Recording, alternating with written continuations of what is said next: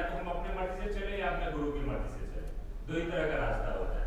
तो आप अपने मर्जी से चल के जीवन में देख लिए क्या होता है क्या तकलीफ, तो हम आप गुरु की मर्जी के हिसाब से चलने का कोशिश करेंगे। इस बार आचार्य देव ने कॉन्फ्रेंस में एक चीज बोला था, मन को ठीक रखने के लिए। मन, वही चीज हम अब एक्सपीरियंस किए हैं। ठाकुर जी जब डॉक्टरी पास करने के बाद, कोलकाता मेडिकल कॉलेज से जब डॉक्टर बनने के बाद जब अपने गांव में गए ठाकुर जी, तो वो एलोपैथ का प्रैक्टिस किए, होम्योपैथ का भी लोगों को दवा दिए, इलाज किए, आयुर्वेद से भी इलाज, लेकिन सब कुछ इलाज करने के बावजूद देख रहे थे कि लोग ठीक हो जा रहे हैं फिर बीमार हो जा रहे हैं।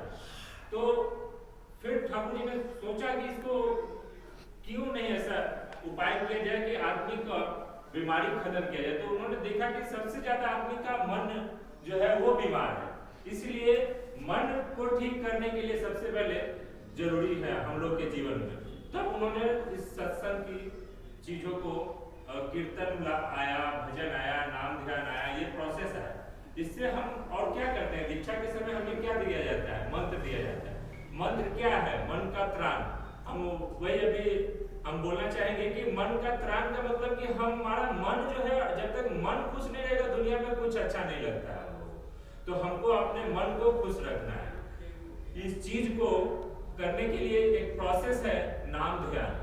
हम जितना ज्यादा नाम ध्यान करेंगे, अब ठाकुर जी की चीजों को, नाम करने का मतलब कि नाम के माध्यम से हम क्या करते हैं, अपने शरीर के अंदर की चीजों को बैलेंस करते हैं। नाम ध्यान क्या बैलेंस, इसलिए देखिए क्या होता है कि हमारा बॉडी जो है हमारे आसपास के चीजों को रिएक्ट करता है। जैसे कि कोई कुछ कर रहा है तो हमको उस सिचुएशन के हिसाब से हमको कैसे उसके साथ बिहेव करना है।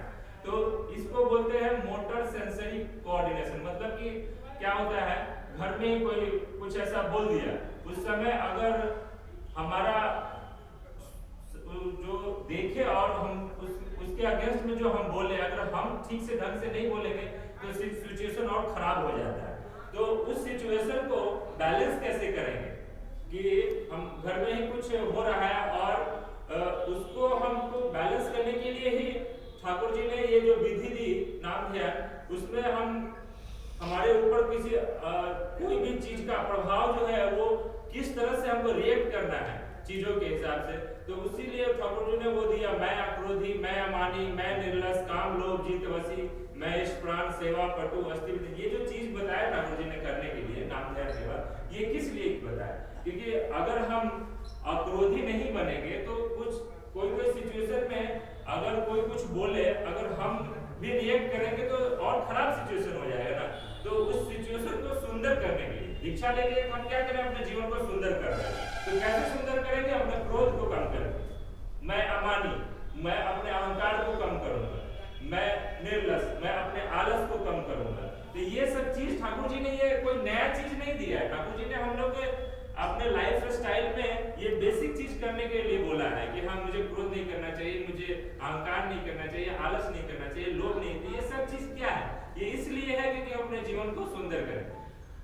ठाकुर जी को आज गए हुए करीब 50-55 साल से ऊपर हो गए। ठाकुर जी शरीर में तो है नहीं, वर्तमान में हमारे वर्तमान आचार्य देव श्री दादा है। तो आप देखिए ठाकुर जी नहीं है, 50-55 साल शरीर को समाधि लिए ठाकुर जी का हो गया, फिर भी ठाकुर जी ने ऐसा करके दिखाया कि उनके नहीं रहने के बावजूद भी आज सत्संग कहां से कहां जा रहा है। तो ये चीज क्या हम अपने जीवन में नहीं ला सकते हैं? हम अपने जीवन में भी इस चीज को लाने का कोशिश करेंगे कि हाँ, हम अगर हैं या नहीं रहे तो भी हमारा जो नेक्स्ट जनरेशन है वो और आगे की तरफ बढ़े। तो ये चीज देखिए कितना सुंदर से श्री बड़ौदा ने इस चीज को लाया। हम इस उत्सव को मना रहे हैं तो बड़ौदा को देखिए आप, ठाकुर जी का समझने का चीज। ठाकुर जी बोलते थे कि मेरा ही प्रतिरूप है श्री बड़ौदा, बड़ौदा का मेरे प्रतिरूप है। तो ठाकुर जी अगर नहीं थे तो भी बड़ौदा सत्संग को कहां से कहां ले गए, फिर बड़ौदा नहीं आचार्य देव कहां से। तो ये चीज हम अपने परिवार में लाने का कोशिश करेंगे और इसी को मुझे लगता है दीक्षा कहते हैं। दीक्षा लेके हम लोग और क्या करें, यही करना है हमको। तो अपने जीवन को सुंदर करें और देखिए कैसे एक पुत्र, एक पिता और एक परिवार कैसे सुंदर हो, यहाँ आकर जाने, समझे और अपने जीवन को इसी अनुसार लेके चले। और बस इतना बोल के हम अपना वक्तव्य शेष करेंगे। ठाकुर से प्रार्थना है सभी का मंगल हो। जय गुरु।